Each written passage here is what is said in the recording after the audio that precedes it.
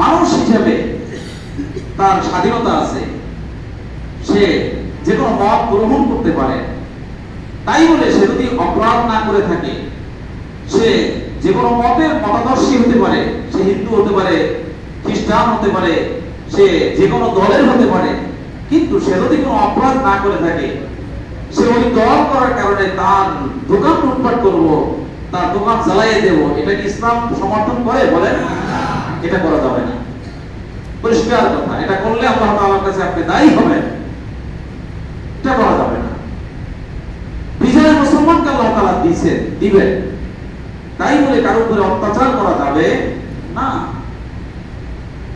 আল্লাহ তাআলার সামনে আমাকে হিসাব দিতে হবে। আমি আগেই বলেছি, কোরআন শরীফ আয়াত আল্লাহ তাআলা বলেছেন, কুতিবা আলাইকুমুল কিসাস ফিল কতলা। আপনার যতটুকু ক্ষতি কেউ করেছে ততটুকু ক্ষতি করার অধিকার আপনাকে দিয়েছে। আপনার হাত ভাঙলে তার হাত আপনি ভাঙতে পারবেন, কিন্তু তাই বলে তার বংশের কারো হাত আপনি ভাঙতে পারবেন না। কি বলেন কথা ঠিক না? আমার ভাই আপনাকে মারছে, তাই বলে কি আমারে মারবেন? এটা হবে? আসেন ইসলাম কি বলে। এ হলো কিসাসের ব্যাপার। ইসলাম কি বলে? ইসলাম বলে, লাকাদ কানা লাকুম ফি রাসূলিল্লাহি উসওয়াতুন হাসানাহ লিমান কানা ইয়ারজুল্লাহা ওয়াল ইয়াওমাল আখিরা ওয়া যাকারাল্লাহা কাসীরা। আল্লাহ রাসূলের জীবন আদর্শের ভিতরে তোমাদের জন্য উত্তম জীবন ব্যবস্থা রয়েছে। জোরে বলেন সুবহানাল্লাহ। আমাদের নবী হায়াতুন নবী, তিনি আমাদের জন্য যে মতাদর্শ রেখে গেছেন, আদর্শ রেখে গেছেন, এই আদর্শ যে উত্তম আদর্শ আব্রাহাম লিঙ্কন দিতে পারে নাই, মাউসিদু দিতে পারে নাই, কালমাস দিতে পারে নাই, এই যে কমিউনিজম আমরা দিতে পারে নাই। ইসলাম যে আদর্শ দিয়েছে, ইসলামের আদর্শই সর্বোচ্চ আদর্শ। জোরে বলেন সুবহানাল্লাহ। রাসূল কি বলেছেন? রাসূল সম্পর্কে আল্লাহ তাআলা বলেছেন, লাকাদ কানা লাকুম ফি রাসূলিল্লাহি উসওয়াতুন হাসানাহ। উসওয়া হাসানাহ, উত্তম আদর্শ আল্লাহ রাসূলের জীবনে আদর্শের ভিতরে রয়েছে। কি উত্তম আদর্শ? চরিত্রকে মুফাসসিরিন ইকরাম তিন ভাগে বিভক্ত করেছেন। এই আয়াতে কারিমা তাফসীরের আলোকে মুফাসসিরগণ চরিত্রকে তিন ভাগে বিভক্ত করেছেন। খুলুকে হাসান, খুলুকে কারীম, খুলুকে আযীম। জোরে বলেন সুবহানাল্লাহ। খুলুক মানে চরিত্র, আখলাক চরিত্র। খুলুকে হাসান করা হয় কোন মানুষ আপনাকে চর মারলে ওই পরিমাণ, ওই ওজনের একটা চর তার গায়ে দেওয়া আপনার জন্য বৈধ। তার চেয়ে বেশি ওজনের দিলে আপনি জানেন আল্লাহ তাআলার কাছে আপনাকে দাঁড়াইতে হবে। এটাকে খুলুকে হাসান বলা হয়। এতে আপনার গুনাহ হবে না। আপনাকে যদি কেউ একটা চর মারে, ওই ওজনের একটা চর আপনি মারতে পারবেন। কিন্তু গুরুকে কারীম কাকে বলে? চর আপনাকে দিয়েছে, চর মারেন নাই, আপনি মাফ করে দিয়েছেন, এর নাম হচ্ছে গুরুকে কারীম।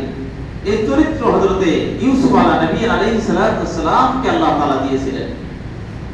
তার সতী ভাইরা তাকে নির্যাতন করেছে, কুয়ে ফেলাইছে, মারার জন্য চেষ্টা করেছে, কিন্তু ইউসুফ আলাইহিস সালাম যখন মিশরে বাদশা হলেন, ভাইরা যখন খাদ্য ক্রয় করতে গেলেন, পরবর্তীতে বুনিয়ামিনকে আটকায় রাখলেন যে তোমার পরিবার সহ তোমরা আসো।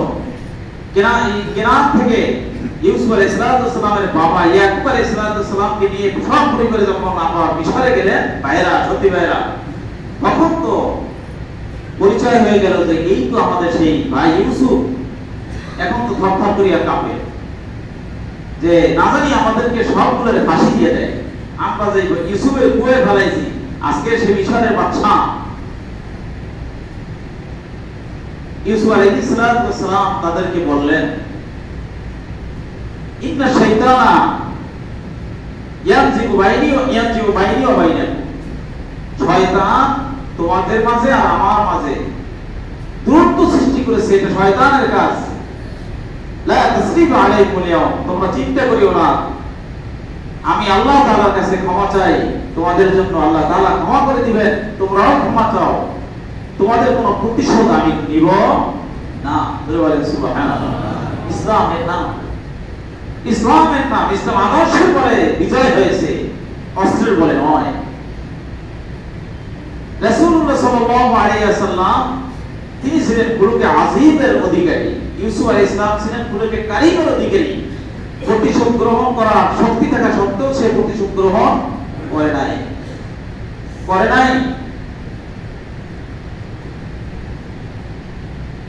রাসূলুল্লাহ সাল্লাল্লাহু আলাইহি ওয়াসাল্লাম তিনি ছিলেন আরো উন্নত চরিত্রের অধিকারী, খুলুকে কারীম, খুলুকে আযীমের অধিকারী ছিলেন।